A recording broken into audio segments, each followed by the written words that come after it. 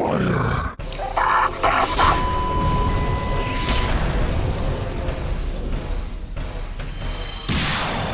So, I stumbled upon some interesting Dark Souls themed mods within Garry's mod. Some add various NPCs, bosses, and enemies from the game for you to mess around with. Most notable is the Dark Souls 1 Players mod. This mod allows you to spawn in a functioning Dark Souls 1 player, and then possess and control them. It's quite bizarre, as if someone had plucked the characters right out of Dark Souls and plopped them into Gmod. It's completely seamless. Okay, alright, I mean, it's pretty close. They have more or less the same functionality as you'd have in Dark Souls. Same animations and everything. I found this fascinating. Some come with varying abilities, such as Solaire having Lightning Spear, or Paladin Leroy having the AoE weapon art of his weapon. There are even functioning gestures that you can toggle through to perform, which is a nice bonus. Additionally, you can open doors and interact with usable props by kicking them. There are some differences in movement and such, but it performs remarkably similar to, well, Dark Souls 1. Now, I love Dark Souls, and I love Half-Life, and Garry's mod, being built off the Source engine, allows you to play through Half-Life 2 with full sandbox capabilities. Because of this, I wondered, can you beat Half-Life 2 as a Dark Souls player? And the answer to that is no. Absolutely not. At least, not on the face of it. Both games have core mechanics that conflict with one another, and this introduces hurdles that ultimately block you from progressing in certain instances. Most notably, the lack of proper jumping. In a game where you frequently jump up ledges or across pits and chasms, not being able to do a proper upwards hop is a full-on disadvantage. If only I were an Elden Ring player. Despite this, I wanted to try anyway. And that's the real premise of this video. Can I make it to, and complete, the ending of Half-Life 2 as a Dark Souls player? Do you find that strange? Well, you should.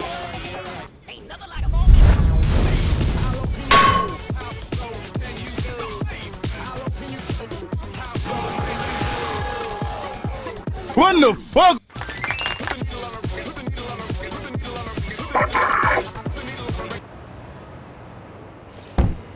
Oh no! I'm barely even a few steps away from the train before I immediately hit my first obstacle. A train station turnstile. Ordinarily in Half-Life 2 you would simply walk into this and the physics engine would spin it around as you pass. The Dark Souls character mod, however, does not play nice with the physics engine, and you'll see more examples of this later on. Early on in this playthrough, when I encountered impassable obstacles like this, I simply stopped control of the Dark Souls player and spawned a new one past the obstacle to continue. I began to refer to this as body hopping. This changes later on in the video, but just for now, this was how I dealt with the issue. This is also where I discovered picking up Dark Souls players with the physics gun would quickly crash the game. Damn it! Coupled with the odd behavior of an NPC shortly after that, I knew this was going to be quite the janky experience. What could be better?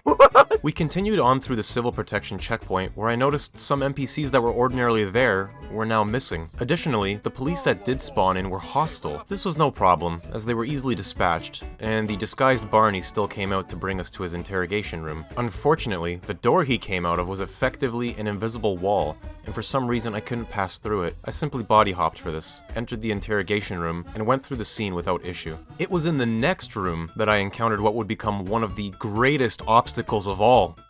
Ladders. I can't climb them. The mod author had attempted to include ladder functionality, but ultimately couldn't get it to work. And with how many ladders there are in Half-Life, I knew it was going to get rough. Another body hop was required, and I was progressing again, for perhaps 10 seconds. We hit a load screen to transition into the next map, and this is where I discovered that entering a load screen with a Dark Souls player spawned will crash the game. Every time! Fantastic. This meant that going forward, I would have to remember where every map transition in the game was located, and I would have to cease possessing a Dark Souls body and remove it entirely to progress, else I would crash. So, I crashed. A lot. I load back in and approach the infamous Can Cop, and I fire the base cannon. What brings you, Captain? You'll of course notice that now I'm equipped as the Giant Dad. For the sake of fun, I went with the idea that I could swap armor and weapons by possessing the different players at my disposal. So you'll see me change here and there throughout the video. Much of City 17 is progressed like normal, minus all civil protection officers being hostile right off the bat, and the ordinarily ignorable tripod soldier at the end of the street turning and opening fire on me. I also reach a fence and a ladder I can't climb. We body hop that and progress like normal, making friendly with the police, and enjoying the eldritch playground that tries to abduct me by pulling me through the floor. After a load screen, we enter the apartments, where I discover an interesting quirk with the door kicking functionality. I don't even have to actually hit it. What the fuck? Yeah, our ability to kick doors open has quite the range. You don't even have to be facing them. Take notes, Miyazaki. Moving through the apartment, I get another taste of some of the clunkiness of what I'm doing. I frequently get stuck on the map geometry, the corpses of my enemies make for difficult terrain, and the camera doesn't quite know what to do with itself in these tighter spaces. Fortunately, another great feature of this mod is a toggleable first-person mode for when I get camera sick. Not necessarily an authentic Dark Souls feature, but a welcome one. Moving on, we enjoy some of the Half-Life world building through the denizens of the apartment and interact with some of the building's features. Fuck TV! I get stuck on a radiator, and then a door I can't enter, then a hole I can't jump through. Bypassing that, I get a rather exhilarating feeling running across the rooftops of a modern dystopia, but as Solaire of Astora, it's so out of place, and yet it oddly works in a way. Or at least it does until I reach a window that I can't jump through. I'm forced to abandon the Dark Souls body once more, and I must remain out of it for the next part due to it being a very scripted story sequence.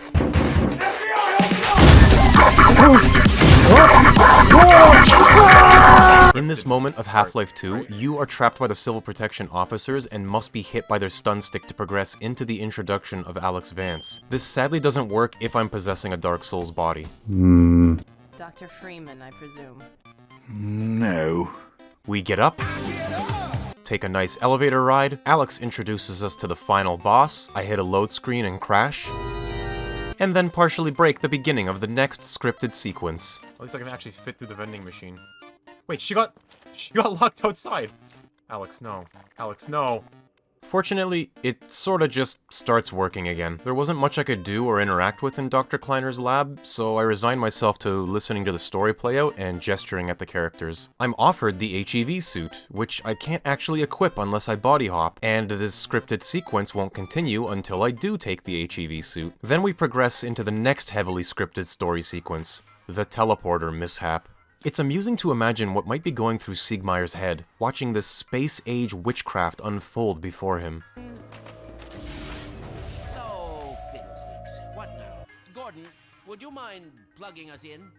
Naturally, as a knight from the fantasy medieval ages, I do not know how to operate the wizard technology that is a wall socket plug. I curse my own inability. The teleport also behaves strangely based on how close or far away I'm standing from it. I'm forced to body hop and do the plug part normally, and then am immediately tasked with flipping the teleporter switch. This Knight of Katarina does not know how to operate technology. Alex teleports, and then it's my turn. I cannot wait to see how badly this goes. I don't even get a moment in until I absent-mindedly exit the teleporter and it closes behind me. Oh no, I already broke it. The characters start the teleporter sequence without me actually standing in it. How is this going to work? Well, Kleiner's pet head crab makes its entrance, wrecks the teleporter, and the teleporter overlay effect appears. But we don't actually go anywhere like we're supposed to. I had assumed that I, as the actual physical player entity, was moving around the map as scripted, but just couldn't see it because I was currently possessing this Dark Souls NPC body. So I stopped possessing, and things got strange. I did get teleported to the part with the ichthyosaur scene, but after that I just reappeared in Kleiner's lab and no one besides Siegmeyer was there. Kleiner and Barney just disappeared. The script didn't progress, and I got stuck in some kind of teleporter limbo. At this point, I reverted to my base instincts and began no-clipping around, trying to find a solution to progress. I even tried killing myself, but that just dropped me back at the beginning of the map, the teleporter overlay effect remaining on my screen. Fortunately, as I frantically no-clipped around the void of the map, I found myself outside of Kleiner's window. Hello. Where I was supposed to end up under normal circumstances. The game deemed this acceptable, and the rest of the script played out like normal, working as intended. Then, I move forward, hit a load screen, and crash. That's your game, is it? All of this, thus far, has just been the introductory segments of Half-Life 2. I was just getting started. Oh god. Getting into the actual game, we start fighting enemies proper now. It doesn't take long to discover that we're kind of overpowered.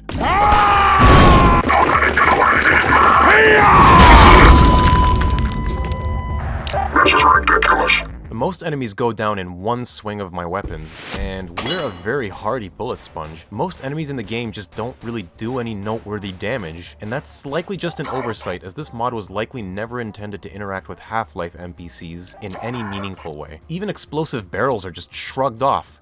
No. The true difficulty of this playthrough was going to be overcoming the janky interactions, traversing the maps, and the physics engine. Amazingly, I'm able to traverse the moving train segments somewhat normally. Then I meet a ladder. Then I have the damnedest time trying to slice my way through a plank of wood blocking my way. Getting blocked by light obstacles is a frequent issue until later on. Honestly, I really came to appreciate just how important jumping is as a video game mechanic. Never take it for granted. This Metro cop ordinarily pushes this explosive barrel at you. In this case, he simply pretended I didn't exist. We also encounter our first swimming section. In Dark Souls, water does not play nice with us. Here, we have submarine functionality. Exhilarating, is it not? That may seem good, but it will go badly for me. In the fullness of time. Also, here's another ladder. Why? Why? And another load screen. Here, I meet the first instance of the barnacle enemy. Conveniently, they ignore us. They just don't want to grab me. That's an entire enemy invalidated. Oh well. Around the corner, I find an area of the game where I take noteworthy damage for the first time. The cop operating the turret emplacement dishes out enough damage that I couldn't meander around for too long. This was the first time I had to actually even use Estus. Then there was a ladder. I also tried to progress this section by throwing a lightning spear at that explosive barrel to lower the platform, but it had no effect, which meant I had to do this part like a normal person. The rest of the areas play out more or less how you'd expect them to. I encounter impassable sections, get stuck in the map terrain, get trapped underwater, and crash on a load screen. I finally meet the Combine Hunter Chopper, an enemy you spend a lot of time running away and hiding from. Not me though, we're bulletproof. An attack helicopter? No problem. Barrels blocking a door? That scares me. More sewers, I crash, and am blocked by more wooden planks I can't quite hit. I also find out how to become a water fountain.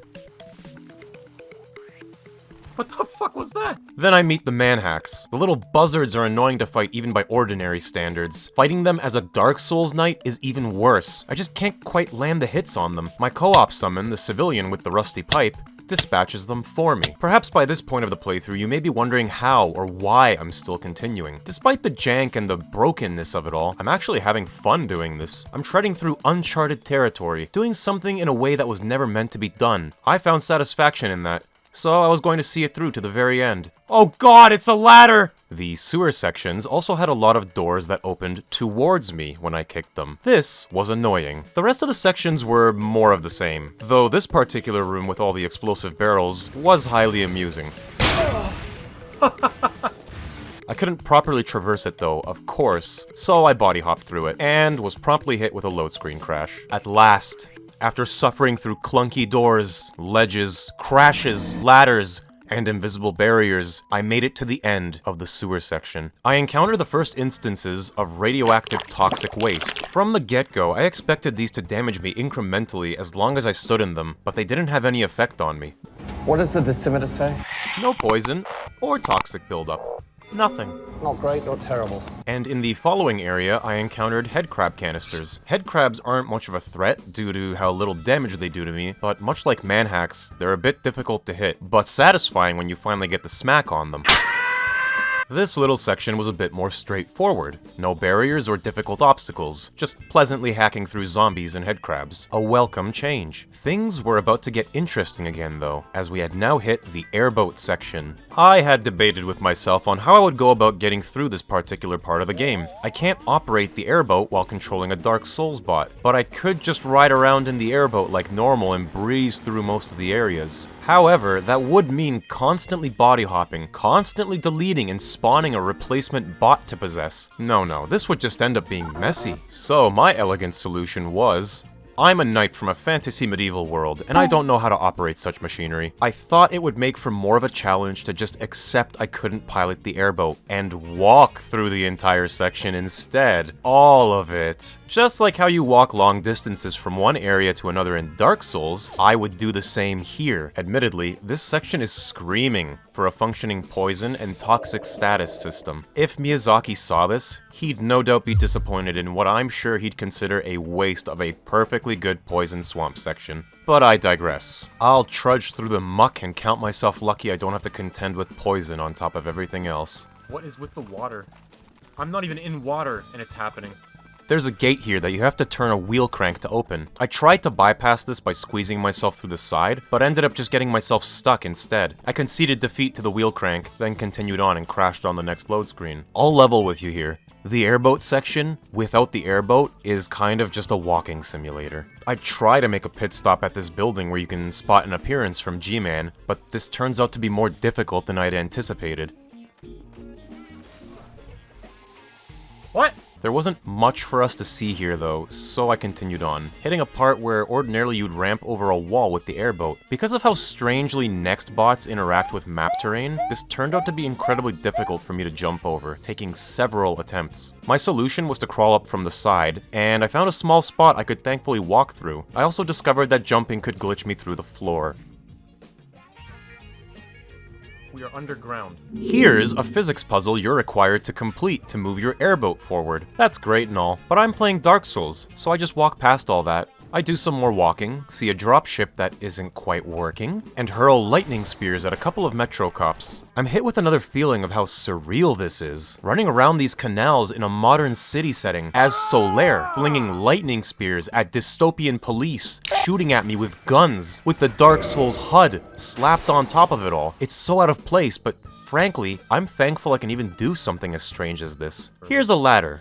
I make my way through this Combine base, struggle with a shelf blocking a door, and encounter a turret cop that initially presents itself as a threat, but then promptly forgets that I exist. You lost sight of me? I'm right here! I thought I would get soft-locked again with this particular physics puzzle, but it turns out I could hit the explosive barrel on the other side of this fence, which in turn set a particular wooden beam on fire. This was enough to cause it to break and send the bundle of steel girders hurtling towards the gate. A squad of cops tried to stop me from leaving the area, but it turns out I'm really good at blocking bullets.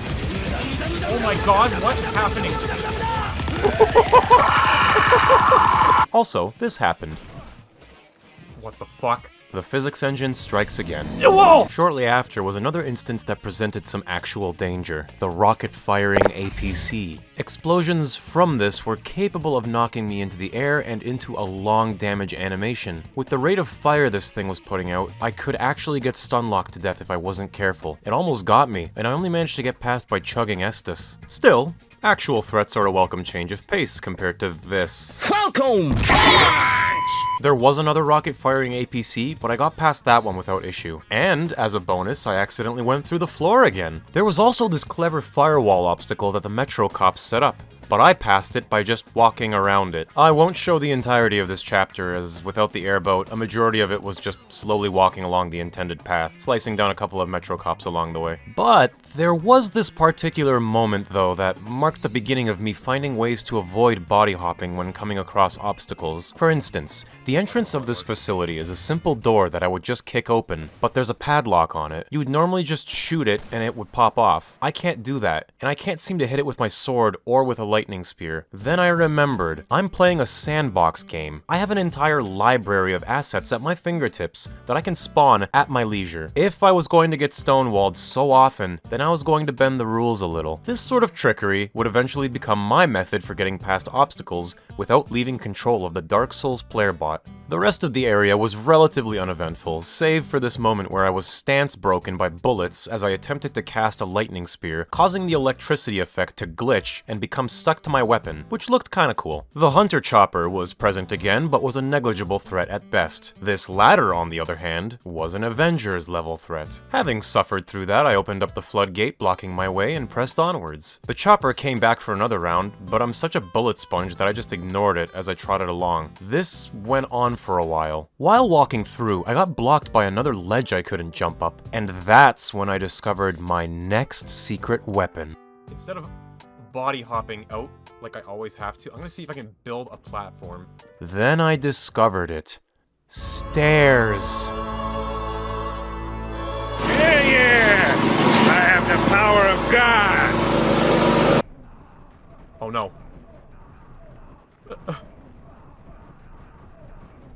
No. No, not like this! No, no!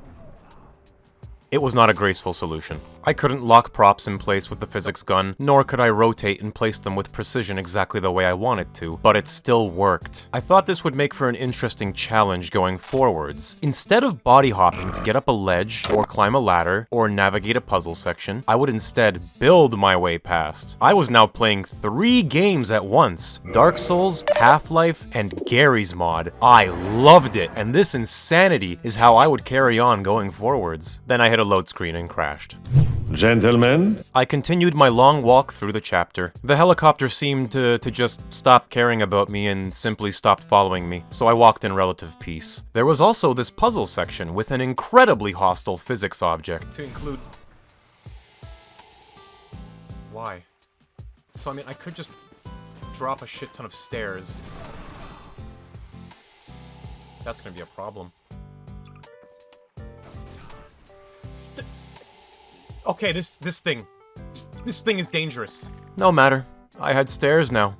Lots of stairs. The NPCs in this area didn't do anything and had nothing to say, presumably because I had no airboat and thus didn't trigger the flags for scripted sequences to begin. Because of this, they also wouldn't open the gates to let me pass, so I had to use stairs to make my way through. I witnessed some more jank as a result of the strange way I was playing through this. Despite that, I was feeling pretty good about this now. I was getting through the chapter unabated, slashing through the Combine, going submarine mode through toxic waste, crashing on load screens, and building stairs. It was a grand old time. But alas, I reached the finale of this chapter, the final battle against the Hunter Chopper.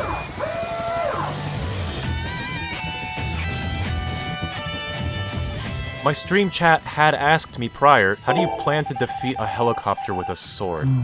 Well, now's a good moment to go into some more detail about the mod. There are a few additional Dark Souls players available for selection. Some are not standard Dark Souls characters, but rather self-inserts of the mod author and some friends, with varying armor and weapon setups. One in particular, though, has a rather unique weapon art, pulling out a shotgun. Shotgun! The shotgun seems powerful. They can also throw grenades. Are you sure about it? And they do this. Anyway, because you ordinarily have the airboat with a powerful turret mounted on it to fight the helicopter, I figured, just for this part, I would substitute that with this shotgun knight. I was ready to face the helicopter. Except no, I wasn't. This had no effect on the helicopter. Why did I think this would work? To make matters worse, the helicopter was able to stun lock me by dropping bombs, slowly whittling my health down. I couldn't actually take this thing down as a Dark Souls player, and it actually killed me. As an alternative, I settled for trying to build my way up onto the center island while the helicopter rained fire and fury down upon me. This turned out to be incredibly difficult, and many times when I thought I was about to make it up, I was still just off the mark. Yeah, lift me higher! Lift me higher! Oh! I felt genuine relief when I finally managed to climb up. Yes! Get fucked, helicopter! This is where we began to think outside the box again. Somebody in my chat gave me a good idea. I couldn't fight the helicopter this way, so a substitute was necessary. And I had a sandbox arsenal at my fingertips, so I came up with this scenario. Let's say the helicopter pilot was like, oh fuck this. He got up to the building, and then out comes the helicopter pilot for a fight. And the helicopter pilot is...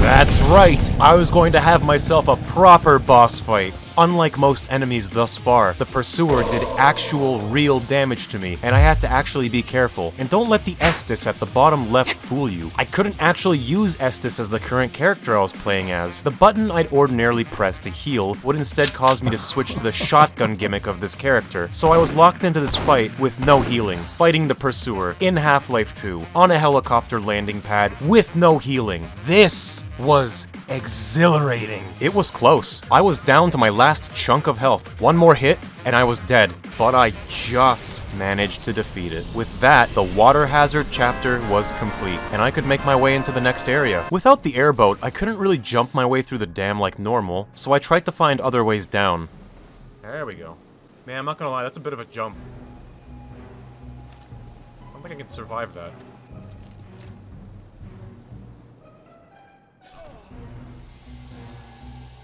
Amazingly, I was able to inch my way downwards and jump onto the nearby cliff, straight into a load screen crash. Oh, no! But I made it to Black Mesa East. Uh-oh. And now we're stuck. This section being mostly scripted story sequences, it was going to be a nice break.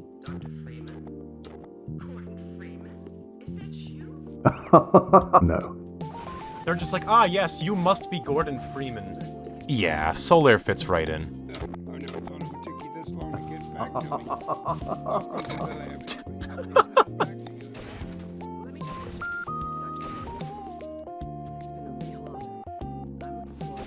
Open this door. Ah. Titanite. What are you doing in here? Solaire is very short. While messing around, I also learned the kicking ability can open almost any doors. Oh, I can just open doors myself! Even ones you're normally not supposed to be able to open. Oh. Also, I crash on a load screen. Oh no. I'm then at the part where Alex has us play around with the gravity gun. We're a medieval knight, so we don't know how to use that. I thought I could force this part along by kicking my way through this gate, but it turns out Alex wouldn't be flagged to move along until I satisfied the game's objective. I had to use the gravity gun to pull some barrels down. Since I couldn't do that, I built my way up with stairs. Turns out I didn't even need to actually move the barrels. Breaking the container holding them was enough to trigger the next sequence. Playing fetch with Dog.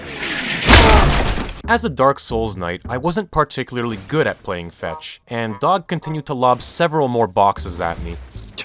I was worried I'd have to body hop to actually progress this sequence, but fortunately, there's a failsafe in place for if you somehow really suck at this, and eventually Dog gives up on the boxes. You die! You suck at this game! The same applies to this bit with Dog passing his ball to you. They eventually just give up on you after a few passes. Mission failed successfully, I guess. The Combine find me again, and once more I'm on the run. Oh no, and it's the Pursuer! Yes, there he is, it's the Pursuer! Time for Ravenholm. What? And a ladder. What a thrill.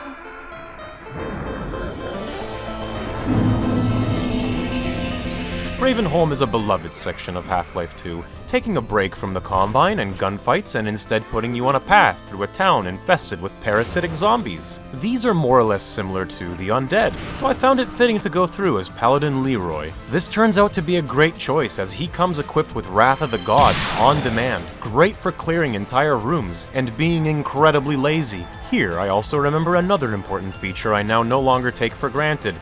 Crouching. Once again, Elden Ring players are laughing. Without crouching, passing the spinning blade trap turned out to be fatal. Fortunately, I had an easier time just slipping past the other side of it. Pancaking zombies is great fun, but like several other areas of the game, Ravenholm is also host to several instances of verticality. I was reminded of this by a ladder. An electrified ladder. I had to shut off the electricity running into it before I could even theoretically climb the ladder. Not a difficult task, I just got stuck on the floor, assaulted by fire, and struggled over a handrail with stairs for 5 minutes before reaching the lever for the electricity. Now I could traverse past, confident that I wouldn't be zapped by the ladder I couldn't use. Straight into another ladder! But I was determined. No more body hopping to bypass obstacles unless I truly had no other way. With stairs, I got up in one fell swoop. Into another ladder? I have a question for God. Why? This is when staircases really began coming into frequent play. This was officially my strategy now. Spamming staircases until I get somewhere. It would become necessary, as Ravenholm was a proper introduction to how fundamentally hostile Half-Life 2's designs are to what I'm attempting to do. There's a particular window I had to traverse through, but I was too large to fit through it. You're a fat boy! There are card traps you would use to traverse to higher areas, but I couldn't interact with the mechanism that would activate them. Even with kicking, the only solution was more stairs. Oh, this is stupid. This is stupid what I'm doing here. This is genuinely fucking dumb. Oh my god. I made it. And just in case I needed a reminder of my other tribulations, I crashed on a loading screen for good measure. However, it wasn't always bad. The best feature of Ravenholm was this friendly crow. I traded with it and received a Titanite slab. I headed up to the rooftops and Grigori offers me a shotgun. I have no idea what this is. I had a large gap ahead of me to cross, and I opted to try and construct a bridge for myself. We're gonna have a bridge. Oh, that's not working. That's not working. This was a difficult task, and my bridges turned out to be hostile towards me. That's it. That's the one. Help me. Much of the rest of Ravenholm played out like this. A crash, dropping bridges, more stairs, ladder, kill zombies, crash, confusion, a ladder. It seemed like the final stretch of challenges of Ravenholm amounted to just several instances of mandatory ladders. This particular ladder took a lot of stairs. But with enough suffering, I made it work. This one, at first glance, seemed like it would be impossible. A ladder. And it had a trapdoor cover. But if you'll remember back, it was established that our kicking feature has quite the range. To my shock, it took me no time at all to get up this one. I felt unstoppable. I reached the sequence with Grigori sending us a cart to get over to the next area. The map here was broken though, and it didn't quite appear the way it should. Regardless, I fought through the waves of zombies like normal, and to my relief, the cart eventually came into view from beyond the void. Oh, whoa, there it is! With that finished, it was time for the finale of Ravenholm. The area just pops in. Greetings, brother. And so we meet at last. I quickly learned I couldn't cheese enemies with my weapon art, as I would end up killing Grigori in the process, which would automatically trigger a fail screen and restart the level. Miraculously, the subsequent loading screen as a result of this did not cause me to crash. Be free, my child! The poison head crabs also turned out to be an actual threat, as they took sizable chunks out of my health if they landed a hit on me. Otherwise, it was no trouble at all reaching the end. And finally, Grigori opened the gates to our freedom.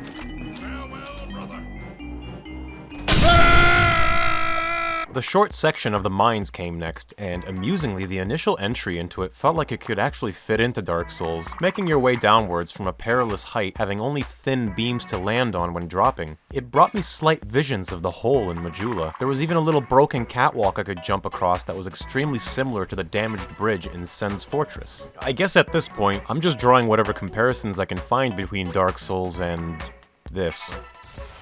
Sadly, the similarities ended there as I couldn't make the jump into the next area and resorted to my trusty stairs. A short underwater walk and I reached the last stretch of the mine, and a minecart blade trap. If I may fruitlessly draw more similarities, hiding in the little nooks to evade the cart and undead enemies popping out of those nooks reminds me of the chariot boss, and even the chariot sections of Elden Ring. This is just like the chariot sections, except I get stuck in the map geometry and die. No! But at last, I reached the literal light at the end of the tunnel. Exiting the tunnel, I felt similar jubilation to how one might feel after accidentally going into the catacombs on their first Dark Souls 1 playthrough ever, and then subsequently escaping back to the surface after being stuck down there wandering around for several hours. Yes, this was shaping into a most enjoyable playthrough indeed. The next section was relatively uninteresting. You're introduced to Combine snipers here, whom you normally kill by tossing a grenade up into the window they're sniping from. We can't do that, so I largely ignore them. They do fair chunks of damage to me when they hit me, but if I hold my shield up I mostly negate the damage. One of them tries to block my path forward, but of course, Dark Souls characters don't abide by the laws of physics. I also meet Combine soldiers for the first time, who I'd be seeing plenty of going forward. They aren't much of an issue. Hit me! Yeah, run away from me! Oh, I'm gonna catch you! Oh, I'm gonna get you! Until I run into their secret weapon, a random invisible wall I can't move past. I'm not sure why this happens, and I have no explanation for what might cause this to happen. My only option was to staircase my way past it. This wasn't entirely easy while the soldiers on the other end were peppering me with bullets and bonking me with grenades. I managed to scrape over the wall by the skin of my teeth, and had this surreal moment where I happened to land on top of the invisible wall. What the Christ? It's not necessarily significant, just strange. To make matters worse, there was a second invisible wall blocking me from passing through this doorway. With no other way through, I was basically soft-locked, and I had to body hop to get past this one. I also discovered some particular jank that was a side effect of what I was doing. When I possess a Dark Souls player bot, I take control of it and move around as the bot. However, I, the actual player, technically remain in the same spot from where I took control. If I exit possession, I return to that spot. This has a strange effect on how other NPCs interact with me. In this instance, this NPC is blocking the doorway and beckoning for me to follow him. However, I'm only present as a Dark Souls player. The real me is still standing on the other side of the room, and this step of the scripted sequence is not satisfied until I, the true player entity, approaches. This explained plenty of the oddities that happened in prior areas, and it would manifest several more times in the future. It would be a minor frustration at times, as I'd have to frequently body hop and move myself closer to the vicinity of the NPCs. Else they'd just blankly stare at me, or motion for me to come closer despite standing literally next to them. It did make for some funny occurrences though, such as an uncontrolled Solaire perceiving the TV screen with Alex on it as a threat, and trying to attack it. So the AI considers the television to be an enemy. So is it any wonder people are afraid of technology? Technology! Regardless, we wrap that little sequence up, walk through the exit door, crash on the loading screen, Oh no. and enter the Highway 17 chapter. I was once again presented with a vehicle, and I wondered if I should allow myself the luxury of driving through the coast. What's the plan for the driving segments? You know what I'm gonna do for the driving segment? I'm just gonna fucking walk. I opted to shun the strange horseless carriage and would, in fact, walk through the entirety of the coast section. The crane operator did not like this. Dr. Freeman, you won't get anywhere on foot. Come back up and get in the car. Come back up, Dr. Freeman. The car's on the pier. I said get back up on the pier. Dr. Freeman, you won't get anywhere on foot. Come back up and get in the car. Go fuck yourself. For some inexplicable reason, the antlions of this chapter were not hostile towards me and refused to attack. If you thought walking through the Airboat chapter was bad, this was even worse. Highway 17 is noted as one of the longest sections in the game, stretching for several in-game miles. Having one of the core enemies of the chapter ignoring me made for a very uneventful trek across the coast, the monotony only being broken every so often by a stray building to explore and some Combine soldiers here and there. There was another random invisible barrier. I just passed it with a well-placed staircase. In this part, you meet your first gunship, which you take down with your newly acquired RPG. Solaire doesn't know how to use an RPG, so I solved the area by putting down a set of stairs and leaving. I'm sure the citizens will handle it just fine.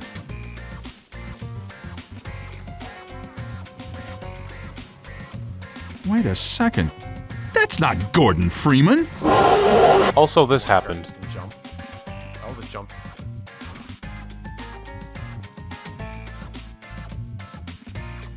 Moving on. Besides that happening, I continued on as normal. Antlions were still non-hostile, so I decided to spice things up. If the enemies weren't going to attack me, I would add my own hostile NPCs, basilisks. Adding Dark Souls enemies to mix things up was an entertaining feature, and basilisks fit right in alongside the antlions. Also, there's a ladder. Oh fuck. Stairs helped here, but what would I do about the bridge up ahead? You ordinarily use the big crane to knock it down, but that's not an option for me. I ended up playing Bridge Constructor and tried to make my own sort of walkway across. Except instead of a bridge, it more or less turned into a warped staircase. Once again, stairs reign supreme. There was this collapsed bridge shortly afterwards, but for this I was able to actually build a semi-decent bridge across. It took many platforms. It did not last long. I also began encountering the roller mines, meant to disable you and your vehicle. They initially present themselves as a notable threat, but that little facade falls apart very quickly. The rest is a lot of walking and fighting Combine here and there, up until I encounter the famous bridge section. There's a combine barrier blocking you from progressing across the bridge, so you need to go disable it. To do so, we must traverse the underside of the bridge. Crossing the support beams of the bridge reminded me of crossing the ceiling beams of Anor Londo. A chat member during the stream mused that there should have been painting guardians in this section. What fortune that I could add my own! Or at least I tried to add them. As soon as I placed them down and re-enabled AI thinking...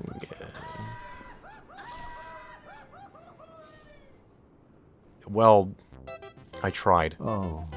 One of them stayed put, though, so I got to fight them, at least. Sort of. I don't actually know if this jump will succeed or not, but here goes. No!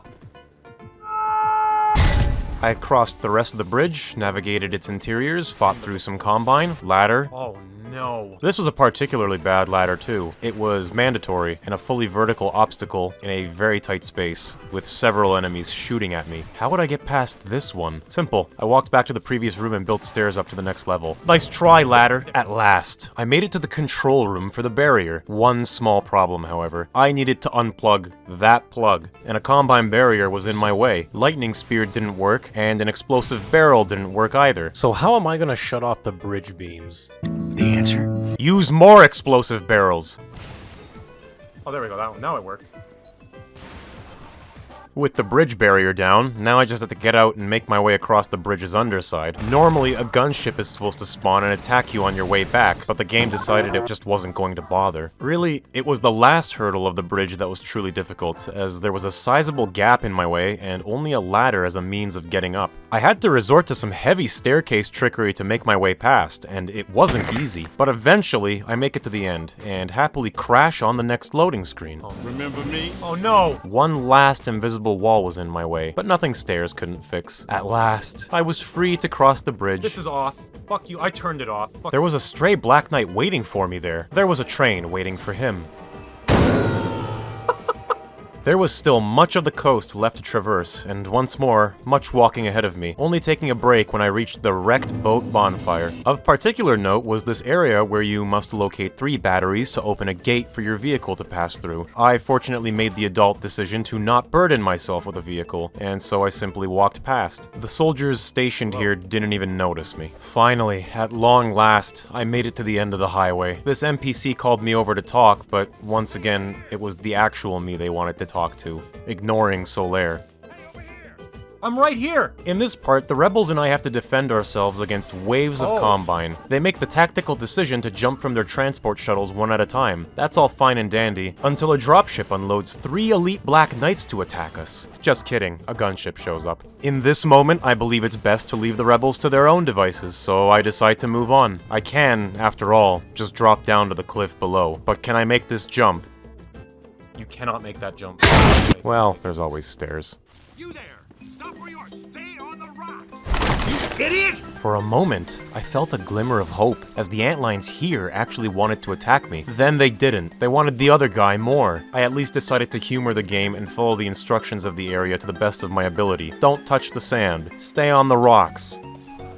I guess this particular rock is cursed. Why is that jump in particular so fatal?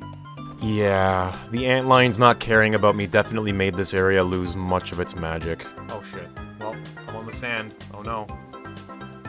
Not that it matters. In an attempt to salvage it, I once more called in the basilisks. It kind of worked. I still tried to stay on the high ground because if I fell, I'd be swarmed by basilisks. Good enough. I also staircased my way up to the center dock building, where a butcher enemy awaits me. They didn't seem to be blending in well with this game. At the end, however, a sizable threat awaited me. The Antlion Guard.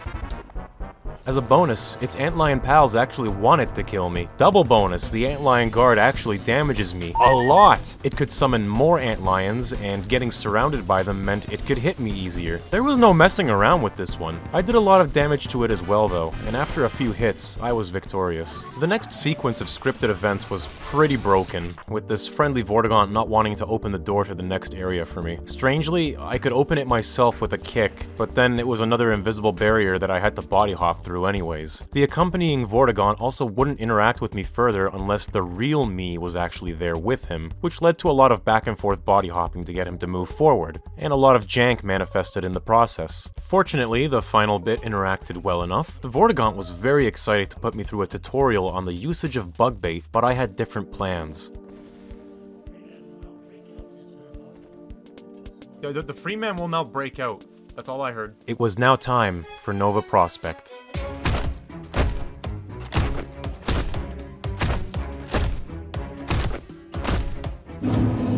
I opted to storm the beaches with the tankiest of equipment, and at my back, I had antlions following me forward, now as allies. I tried to make an attempt to shut off the perimeter restrictors to allow the antlions to pass, but I ultimately couldn't interact with their buttons that shut them off, so I just ended up ignoring them. It didn't even actually matter, as the antlions just ended up following me in anyway. With the amount of soldiers opening fire on me in this area, I was taking fair amounts of damage, and when I came upon the turret emplacements, I realized I actually had to be careful. They were capable of melting me even through my shield. Finally, some more proper threats. Having the antlions helping out was also nice, as I could be extra lazy while they mopped up for me. Despite taking heavy fire from all around, it wasn't too difficult to reach the end, which lends further credence to how OP I am against the Combines.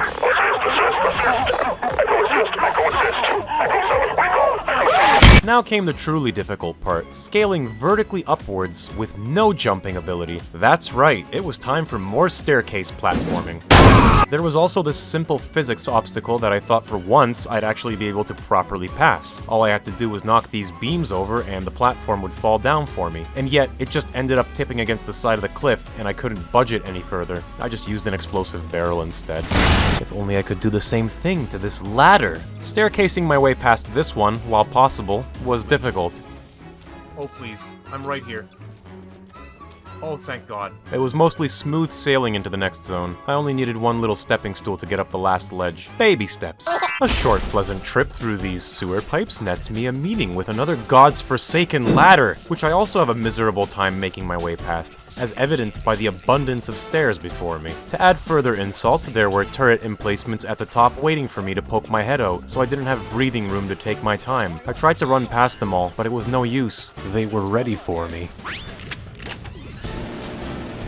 Oh my God. Oh my God. Oh my God! They were stun-locking me and completely deleting me. If I died, I had to staircase my way back up again. This wasn't going to work for me, so I had to switch it up. I changed my build to one capable of ninja flipping and casting Soul Spear.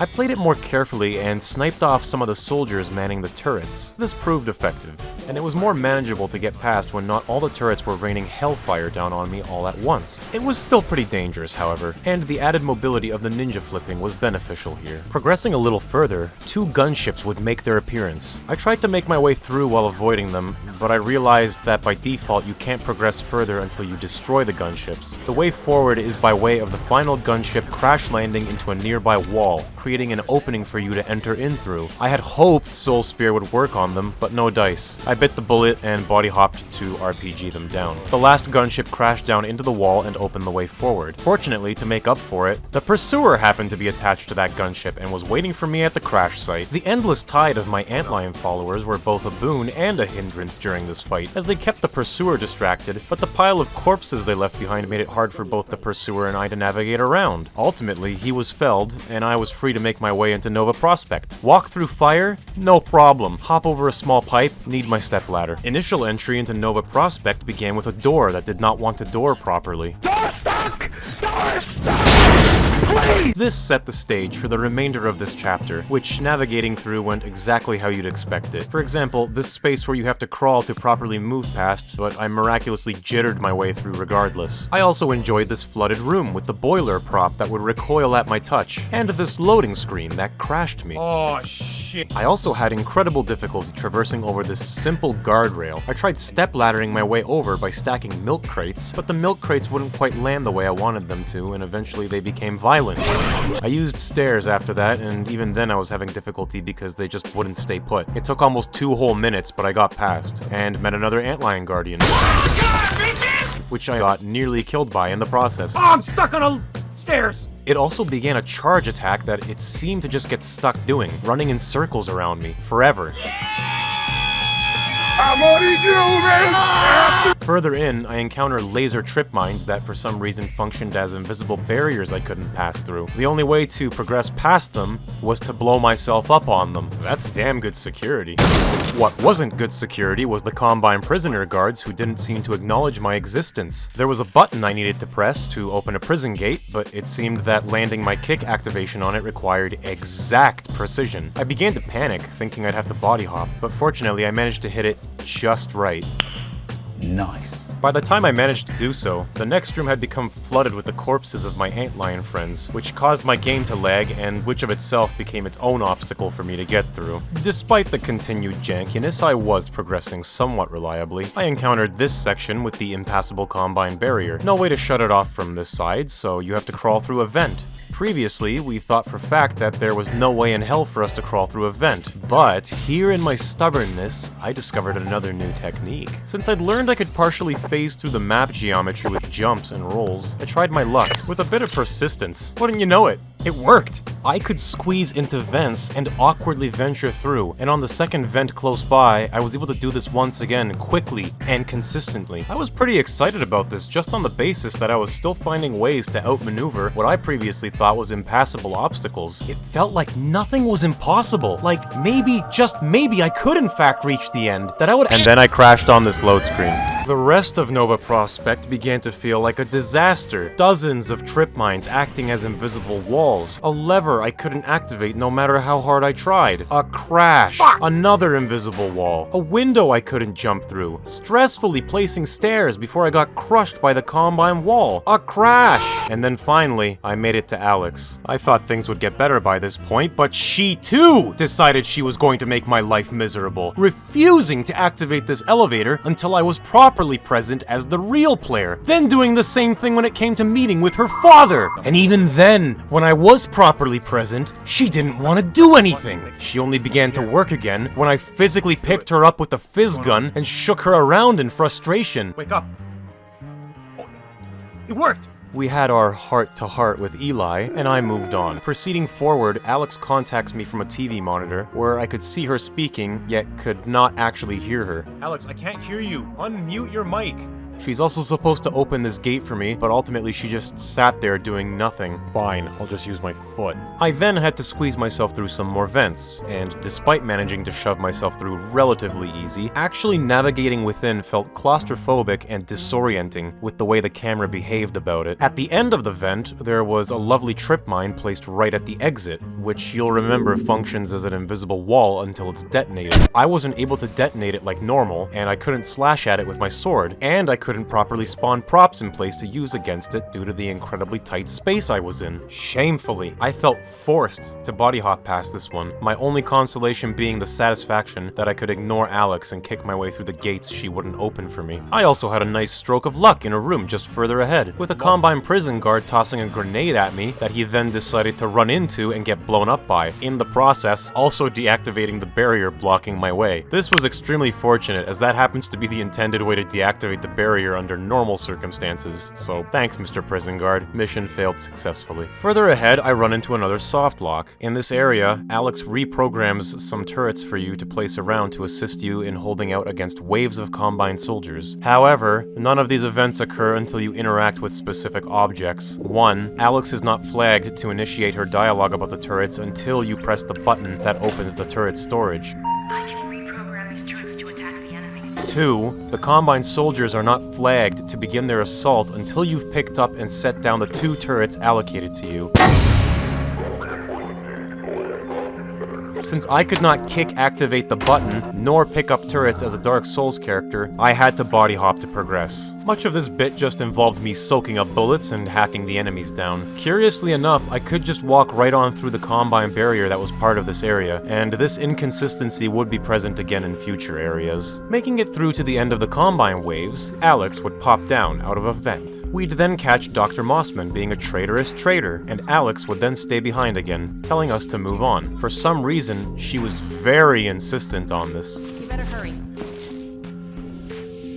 Go on, Gordon. You better hurry. You better hurry. Go on, Gordon. You better hurry. Navigating further, I come across the room flooded with electrified water, which, while being dangerous, was not damaging enough to stop me from just walking through anyway. Next was just another repeat enemy waves area that, again, wouldn't begin until I body hopped and placed the turrets down. I could have actually just skipped this entirely, because I was able to kick open the gate into the next area, but that would be lame, so...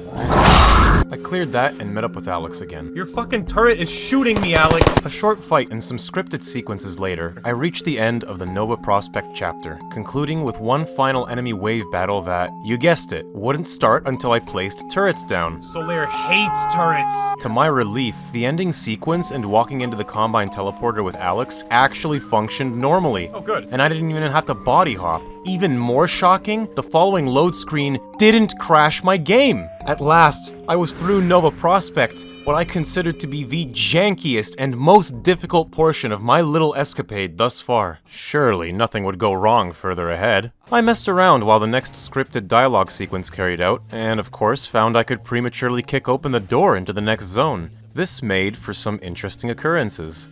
Where are you going? What the fuck?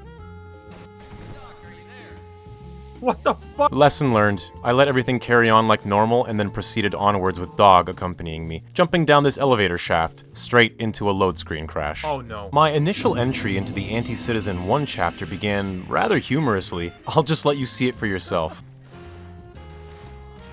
Yeah, Dog threw a fucking vehicle onto me. It only got messier from here on out. The initial start of the chapter features a lot of short maps with choreographed scenes and mini sections designed for introducing players to mechanics that would become prevalent further ahead. Because of this, I got caught off guard several times by load screens with very short intervals between them. Another load screen!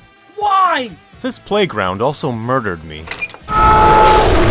Additionally, this is where the game introduces you to squad mechanics, yet, based on what we've learned about the way NPCs interact with us, this would once again cause issues with certain events being flagged to occur, just as it had in prior areas. Civil protection officers are supposed to come through this gate and open the way forward for you, but in my case, they ultimately never showed up, and I couldn't kick this gate open, so I defaulted to staircasing my way over it instead. The following area introduces you to the hopper mine gimmicks. I couldn't even enter it normally, because I wasn't able to nudge the sheet metal on top of this hole out of the way, so stairs. Then, getting to the hopper mines, I discover they also don't react to my presence. In fact, nothing in this particular area reacted to me. Not the mines, not this head crab, nor this rebel medic. It was only when I body hopped out of curiosity that something at least happened. This is likely just more weirdness being caused by map triggers. As soon as I made my way forward, things were hostile again, with the exception of the hopper mines, which were, I guess, basically invalidated as a threat for the rest of the game. Walking past all that led me through some apartments, where I activated a bonfire and had a nice little break. From here, I exit out the building and really begin to get into the thick of the street war. It was actually a lot of smooth sailing, an uncharacteristic amount of smooth sailing. There was this extended period of time during this chapter where I simply enjoyed running around on flat terrain, slicing up enemies in my way, jaunting up and down functional stairs, and navigating through apartments with easily traversable corridors. No ladders, no tight spaces, no janky script interaction. Apartment complex? I find it quite simple.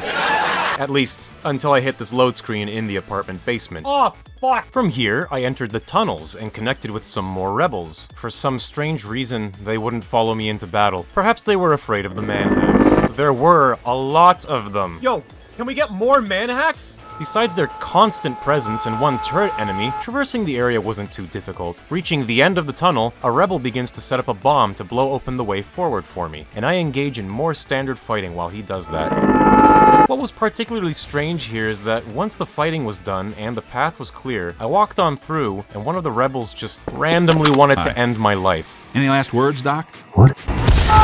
From a technical point, I don't understand why this particular rebel was hostile towards me, but I solved this issue like I solved most issues. Additionally, this door is normally locked, and you have to go through an entire side section, finding your way through a toxic waste-filled tunnel to reach the other side. In my case, however, I was just able to walk over and use my broken ass kicking ability to boot the door open. I'd forgotten the side section was even a thing. I just walked right past and completely invalidated it. Perhaps this was all just a distraction so I would get caught in another load screen crash.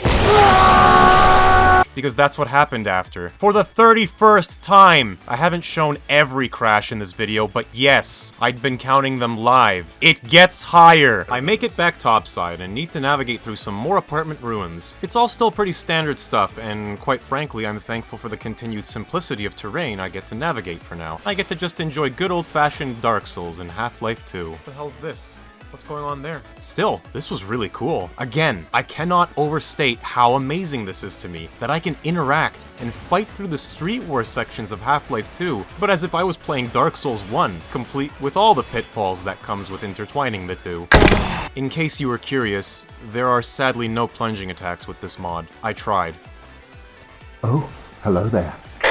Slipping into the next area, I get an unexpected visit from Alex. Hey! Oh no. I go along with her and make my way through some more hallways, engaging intense fights with the Combine. But another problem was about to present itself. The Generator Plaza section. It goes normally at first. Alex works on exposing the generator core while some citizens and I hold the plaza against several waves of Combine. The problem, however, is once the generator is opened, I'm supposed to pop the energy ball out of it with a burst from the gravity gun. The gravity gun, which a Dark Souls character would not know how to operate.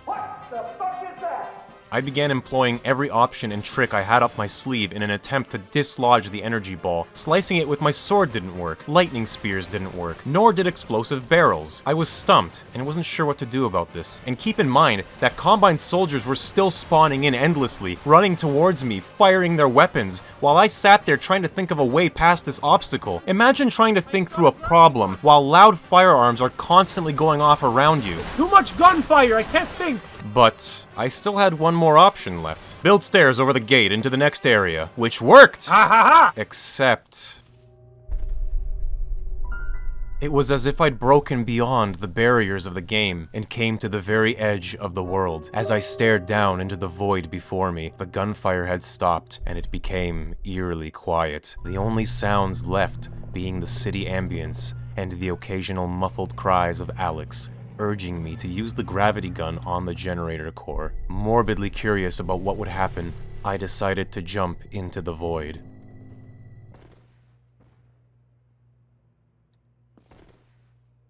Well, that was a lot less cooler than I thought it would be. If I had to make an educated guess, it's likely the game just hasn't loaded the whole area in yet to save on resources. Regardless, I count this as a success, so I venture forward into the city sewers, where I'm immediately stopped by a gate that's barred from the other side. You'd ordinarily just lift the bar up with the gravity gun and the door would open, but once again, we are gravity gunless. And because this isn't a regular door entity, but rather a physics-based swinging door, I couldn't just kick it open. I braced myself thinking that, once again, this was going to become another big problem.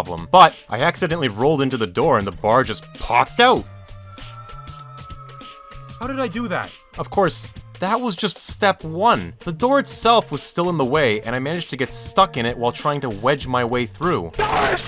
Hitting the door itself was oddly difficult, and with a bit of struggle, I finally managed to bop it fully open. And then dead ahead of that, another obstacle in the form of wooden beams, which for some reason I couldn't hit with my sword. I have the power of the sun. Oh my god. That's okay. Next, before me was a physics ramp, propped up by some barrels. I had to knock the barrels out from underneath so I could traverse up to the pipes above me. Unfortunately, the physics engine attacked me again. Oh no. Oh no. Oh no. Getting past that, I made my way up to the ramp and then got stuck on something. Oh, come on, man! I was becoming exasperated by how much this area sucked. I had to use stairs just to step onto the pipes. A lot of stairs! Gravity, the physics engine, and these fucking things. Then, a mere few feet away, a vent! Is there no peace from this evil? I initially couldn't even approach the vent, because the ceiling above me was too low and I'd bump into it. Fortunately, I'd managed to slide underneath, and if you remember back to Nova Prospekt, I knew I could phase through map geometry with rolling and a lot of struggling. I managed to slip pretty far in initially, but once I was wedged in, it became a fight to progress further. With all the rolling and struggling, I could see visibly that I was inching further and further through, and it only made me more determined. And then... We're getting further. Oh my god, it's working! It worked! On the other end was just one more vent opening I had to exit through, and I slipped through in seconds. Once more, I felt an incredible triumph. Like I had once again bested the source engine at its own game. It tried again when I reached another set of physics-based doors, once again barricaded with a door bar from the other end. But no, that wasn't enough. I couldn't be stopped. It works!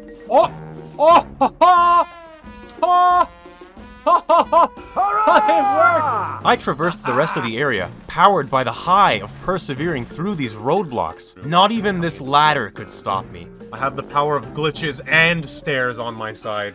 However, the game would retaliate by presenting me with this room. Who did that? Who did what? And a moving platform central to navigating it. No problem. I activated the lever to summon it and waited for it to reach me. Once it arrived, I'd just hit the lever again to send it back up and run onto it before it left. Only, for some reason, I couldn't activate it again as the possessed bot. I could only send the lift back up if I body hopped. Well, fine, I thought. I activated the lift as a normal player, used the physics gun to freeze the lift, and walked Solaire onto it. Once he was on, I unfroze the lift. The fuck? This crashed the game. So now I had a new problem. I couldn't reactivate the platform as a Dark Souls character, and to make matters worse, the platform was also a physics object and thus was inherently dangerous to me. How the hell was I going to get up to the next area? The only way I knew how.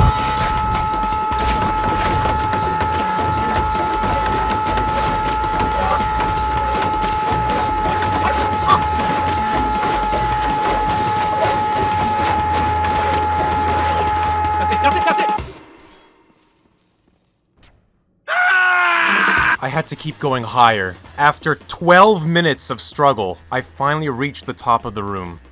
Ooh! And at last, I returned to the surface. It had snipers waiting for me. What the? Well, you'll remember they weren't particularly threatening to me the first time I encountered them, and that remained the case here as well. I found myself dodging their bullets for fun, just to spite them. Past some insignificant portions of a building, I eventually reach our old pal Barney.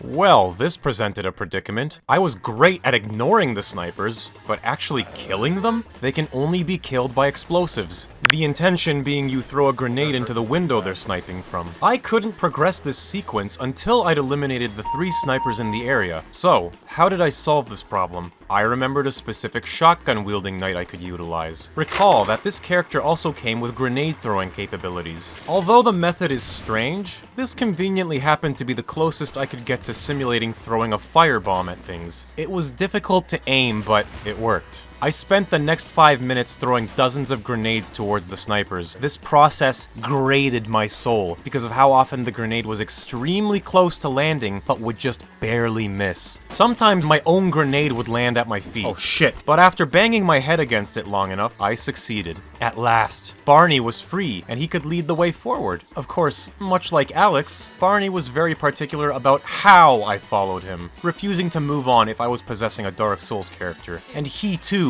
was very vocal about it. This way, Gordon. Follow me. This way, Gordon. Yes, Barney, I'm coming. Yes, I'm here, Barney. Eventually, he made it to this gate, after I'd played enough cat and mouse with him. Did you hear a cat just now?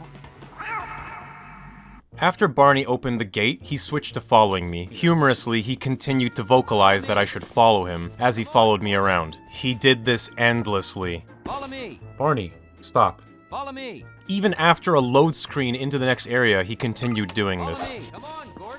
Fuck you, Barney. And that wasn't the full extent of his strange behavior. He kept at this all the way to the entrance of the Overwatch Nexus building. Reaching the Nexus building itself was otherwise easy though. I could ignore the Combine artillery bombing me because the damage it did was rather pathetic. Along the way, I found a citizen being held prisoner. I tried to destroy the padlock on his cage door the only way I knew how, but unfortunately this proved fatal to the prisoner himself, and oddly enough, not the padlock. At the end of the path was an energy gate that I had to pass by pulling its wall plug out. Except I could just walk through the gate into a load screen crash. Damn it! Right at the entrance, I'm introduced to floor turrets, which, just like the snipers, is another entity that can only be killed via explosive damage, aka grenades. And of course, Barney wouldn't open the door for me unless I destroyed the turret. By this point of my escapades with Barney, I was not thrilled about this. There are several more of these floor turrets throughout the entirety of the Nexus level. Because of how little I wanted to deal with them, I just sprinted past them. As for Barney, he decided to stop following me again. So,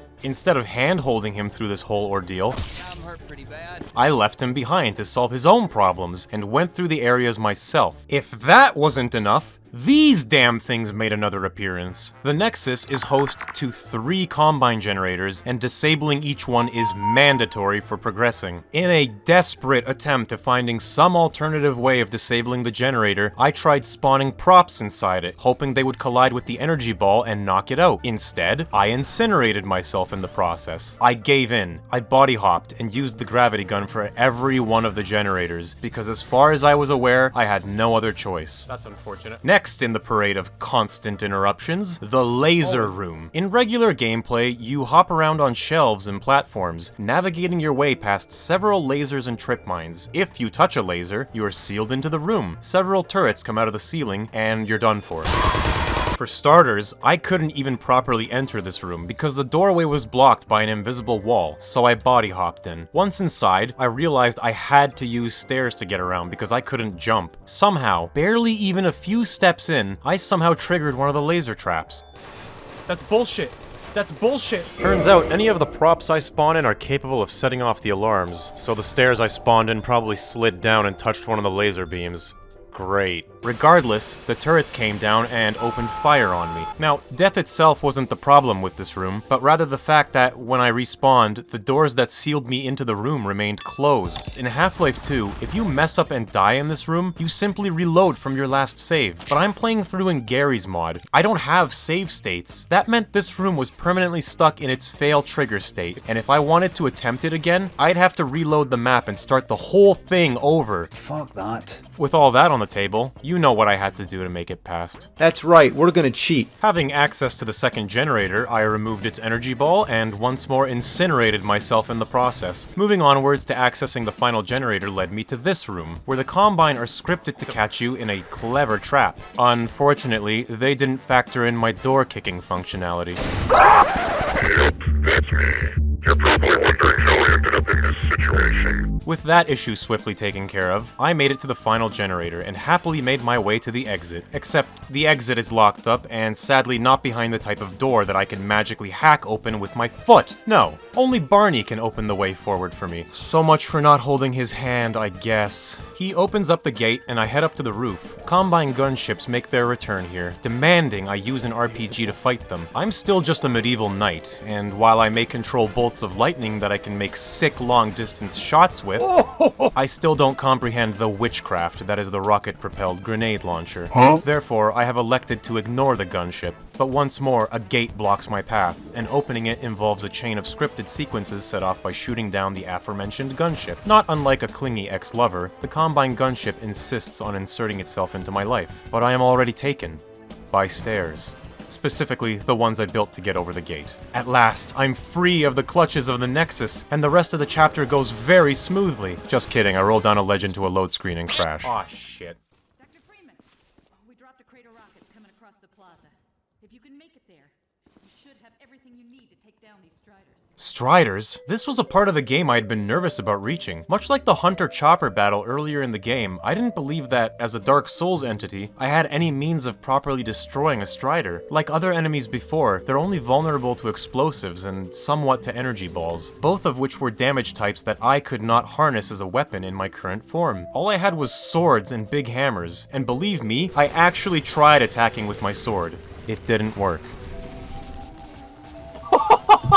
So, how would I defeat the Striders? My solution to this conundrum was, in my opinion, rather elegant. The answer was...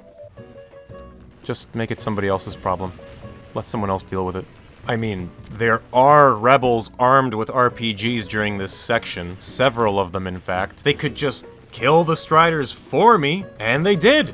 All I had to do was distract the Striders and draw their fire away from the rebels, which was incredibly easy since Dark Souls bots are ridiculously good bullet sponges. So I just let the rebels do the work for me, the Striders were killed, and I was off on my merry way. An addendum to this particular area. I discovered after the fact I could have also just walked past it all. You're not actually required to hang around and kill the Striders. There's no scripted set of events here. The Combine gate at the end of the area is wide open for you to walk through. Seriously.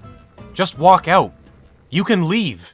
At least they gave me a cool cinematic-looking chase sequence down this tunnel. Navigating through the rest of the Street War sections was, to my surprise, relatively uneventful. In fact, for having to trudge through the ruins of destroyed buildings and streets, the terrain was, for the most part, very friendly towards what I was doing. There was always some sort of ramp or intact stairs I could walk up, and jumping around wasn't required much. A notable part was this underground parking lot, host to a particularly large invisible wall that completely blocked my way forward. In this location is a scripted event where Combine soldiers have set up an explosive trap that blows the floor out from underneath you. I tried bypassing the invisible wall by way of stairs over these cars, not knowing just how far the invisible wall stretched. As luck would have it though, in doing this, I just barely managed to cross the threshold for triggering the trap event. Excuse me? Despite triggering the trap, the invisible wall remained, but it had also destroyed a section of concrete rubble on the left, which ultimately gave me passage through. The rest of the area went by smoothly. Reaching the top of this ruined building, I am, however, once again presented with a Strider fight. Unlike the previous one, this one is actually mandatory, and you cannot progress until the Striders are defeated. Wow. Like before, rebels with RPGs were present, and I opted to rely on letting them solve the problem for me. Except only one RPG-carrying rebel was present to assist. And while she had a strong start, she did not notice the grenade that landed at her feet.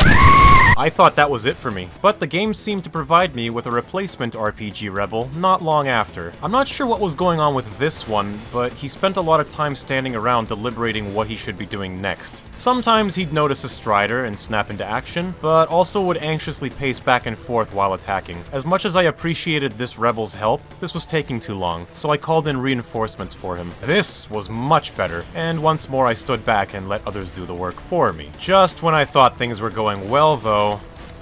Oh no. This was unexpected, and I'm not sure what caused the crash. I loaded back into the level and decided to have another go, hoping this was just a one-off incident. The rebels were noticeably disorganized during their fight with the Striders. This was especially evident when one of the rebels aimed his RPG directly at a wall in front of him. Regardless, they eventually got the job done, and the way forward was open to me. At last, I'd finally made it to the base of the Citadel, where I reconnected with Barney and Dog, both of which wouldn't let me progress onwards without showcasing one last instance of jank on their part.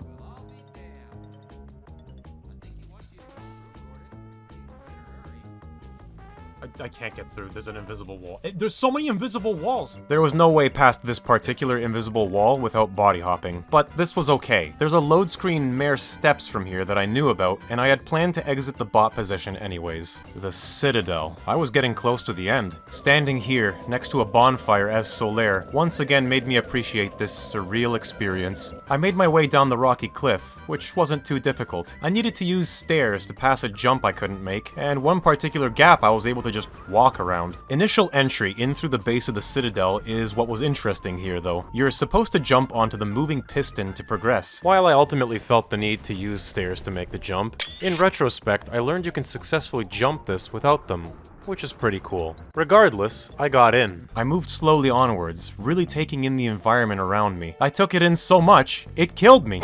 But seriously, I was kinda playing Dark Souls in the Combine Citadel. This is really cool. I reached the area where you need to enter a transport pod to progress. I couldn't do this while possessing a Dark Souls bot, so this was technically a soft lock, but I had improvised so much throughout the playthrough that this wasn't a big deal. We could still make it work with a bit of suspension of disbelief. There we go. I couldn't help but chuckle a bit here, watching Solaire of Astora getting transported through the futuristic dystopian setting that was the Combine Citadel. He was just so out of place I couldn't help but laugh. One has to wonder what might be going through Solaire's mind as he gets carried through this place. Ah, hello. You don't look hollow.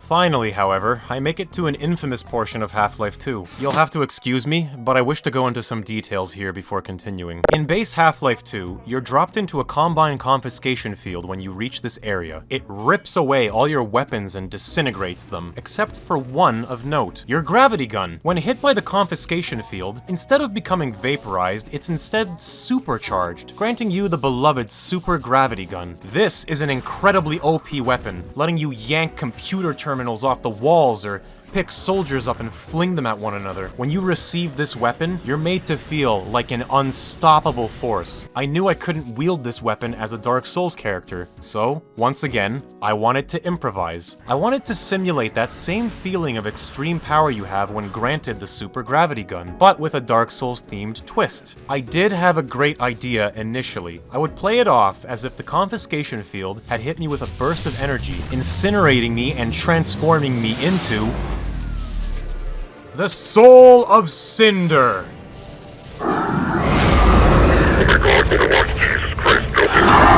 Only, it just didn't work well. As much as this was an incredible mod for Gmod, it didn't fit in well here. I tested it before streaming this portion of the game, and there was an extra level of clunkiness to it that couldn't be hand-waved away. I couldn't navigate the area without constantly becoming stuck. I couldn't interact with props and stairs the same way I usually could, which made obstacles like this simple handrail unpassable. And above all, while running through the area controlling the Soul of Cinder, no enemies would spawn. None of the triggers for enemy spawns or scripted sequences could be activated by the Soul of Cinder bot. As much as it pained me, I had to accept this was not going to be a fun way to do this section of Half-Life 2, for me or for my audience. So, I chose to go with a more familiar and manageable option.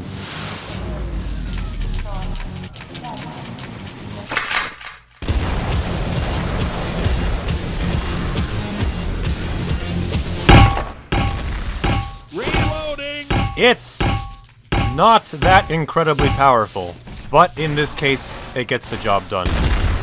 It certainly spiced things up for a bit, and the controls felt similar to how it would feel playing Dark Souls 1 using nothing but firebombs and a crossbow. I became stationary while firing and while reloading the shotgun. This meant that frequently I'd stand around in front of enemies eating their bullets, casually adding shells to my shotgun in the process. The biggest downside to playing as this character was that I couldn't use Estus. I had high damage resistance to bullets like usual, but without healing, my health would eventually be worn down and I'd die. Otherwise, walking through the Citadel was more or less a breeze. With its dull, flat mechanical structuring, there wasn't many instances where I couldn't walk around easily. In one case, I had to use stairs to jump over a handrail, but that was kind of it. Even the energy barriers didn't stop me. I could just walk right through them for some reason. All of them. I didn't even have to interact with the energy ball generators. Unfortunately, this also caused me to get lost on occasion, because I'd wander through an energy barrier that was never intended to be passed through. Nope, not that way. Curiously, in one case, I did walk down the correct hallway, but for some reason did not trigger the loading screen associated with that hallway, until I stopped possessing the Dark Souls bot. This hadn't ever occurred before, so it was weird that it suddenly became a thing now.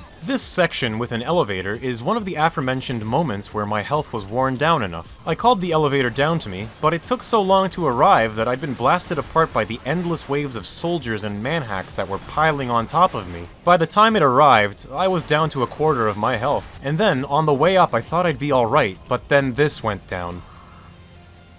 Nice.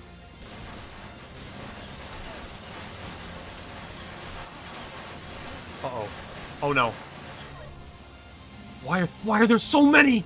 I'm pretty sure there were a lot more Combine there than there would usually be, but at this point I'm not going to question it. Upon reaching the end of the ride, the elevator tried to keep me caged. I couldn't pass through the barrier surrounding the lift, and the only way to deactivate it would be to pull that energy ball out of that nearby generator. Well, balls to that! I'm staircasing my way out. Except something began disintegrating my stairs?!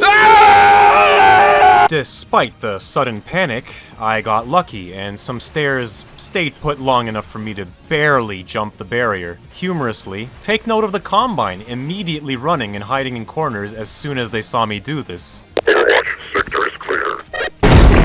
Not clear, not clear. At the final stretch of this map, I was getting gunned down pretty heavily, and a Strider was also present to contribute. I didn't have rebels to deal with this one for me, so I just ran right towards it. I had to get up this ledge to progress, and I was still being shot at. But in a moment of complete skill and finesse, I placed only one single piece of stairs, ran up it, and did an incredible jump through the barrier. Right into a loading screen! No! After all of this, it was time for another transport pod trip. But the Combine did not like this. What? Wait a minute, Dark Souls player detected. We can't have those here. This was it, the final stretch. I was ascending into the heavens to meet the final boss. Don't struggle, it's no use. No. I found out I could exit the transport pod anytime I felt like it, so I did. This, of course, didn't bother the NPC actors. They just kept on going through with their scripted sequence while I mucked about. It played out like normal, and Dr. Breen destroys his office with the super gravity gun. There's a bit more dialogue and whatnot after this, but I won't bore you with those. We're here to end things now. This is it, the final stretch, the big finale. The big finale that doesn't really work at all.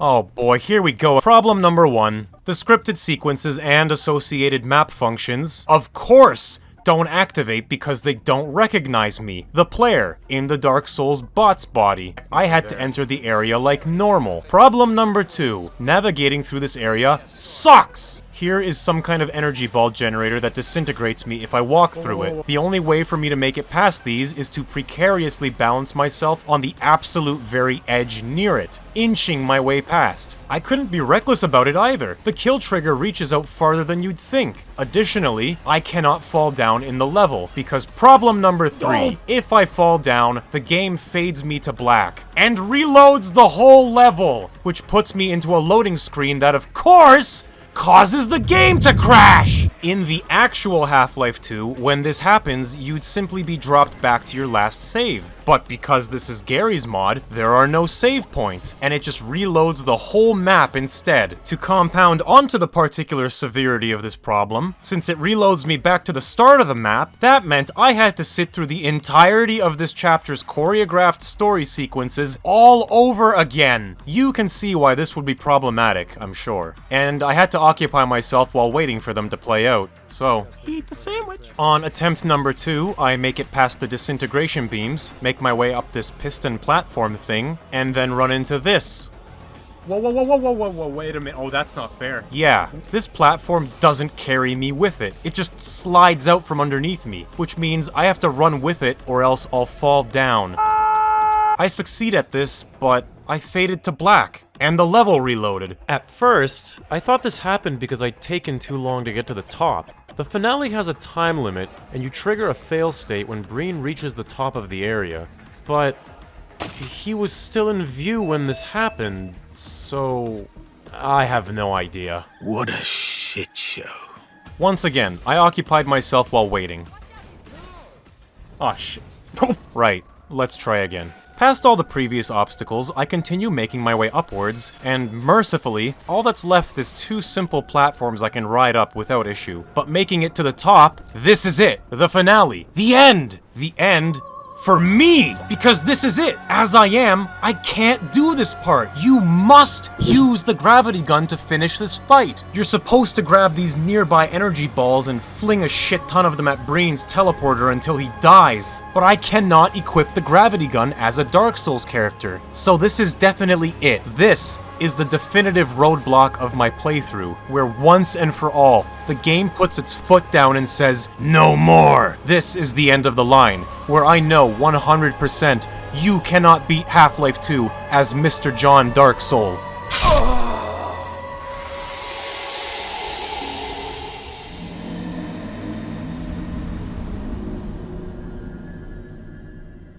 For the sake of completing the game, and seeing how the final sequences would play out, I completed the level the intended way. My son, it's setting. I have full movement control. Whoa, whoa, whoa.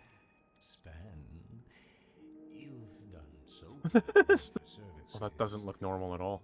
After G-Man disappears, I'm left here, in the final area. Presumably, the final cutscene is playing out normally wherever my player body is, but while I'm possessing the Dark Souls bot, I still see the visual overlay effects of the finale. I can't move anymore. But eventually, I lose control of even that. I'm just stuck there, in silence, as if the game itself really had enough of what I was doing. Shit. Eventually, the credits music begins playing. I cease possession of the Dark Soul, hit my kill bind, and at last, I see the credits roll on this ridiculous journey. Of course, I wasn't satisfied with the way this ended. I decided to concoct my own ending.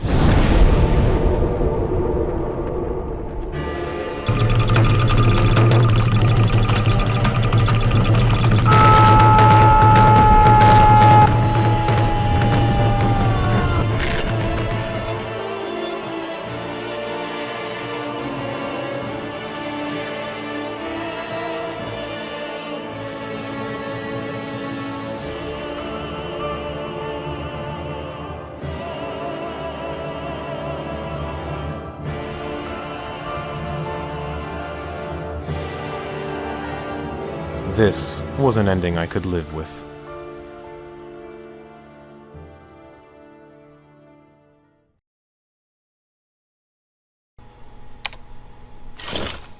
What? Still here? If so, thank you so much for watching the entire video.